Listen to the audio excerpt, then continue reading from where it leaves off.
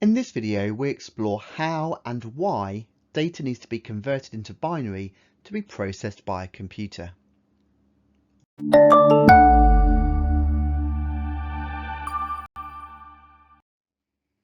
So we live in an analogue world. All of our perceptions, from sound to touch and sight, can be measured on a continuous sinuating line. Take this simple example of turning a light on and off again. To us, it might appear that the light immediately changes from one state to another. If we could slow time down, however, we would notice a gradual increase of light followed by a gradual decrease, which can be represented by the curved line. Digital systems, such as computing devices, don't operate like this. In our digital representation, this light exists in one of two binary states, either on or off, and it switches instantly between them, as shown here.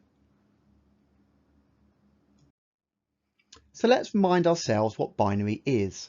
A binary digit, or bit, is a 0 or a 1.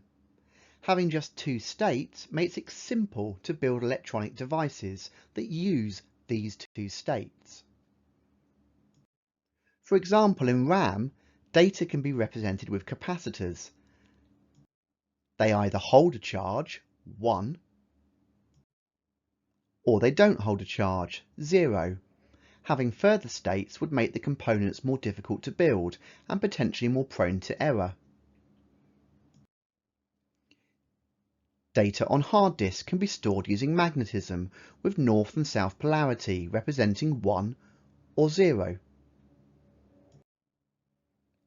Data on optical disks can be stored such that light from laser can either be reflected from the surface or not, 0 or 1.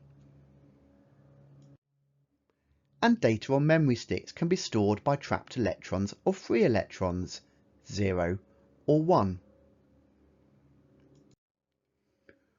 All these methods are simple to build components for, making them cheaper and more reliable. It was noticed that when you combine a series of bits, it's possible to represent any kind of data: text, images, sounds, and commands. These characteristics of binary were realised by Claude Shannon, a mathematician who is credited with the invention of the digital circuit design in 1937 that we still use to this very day.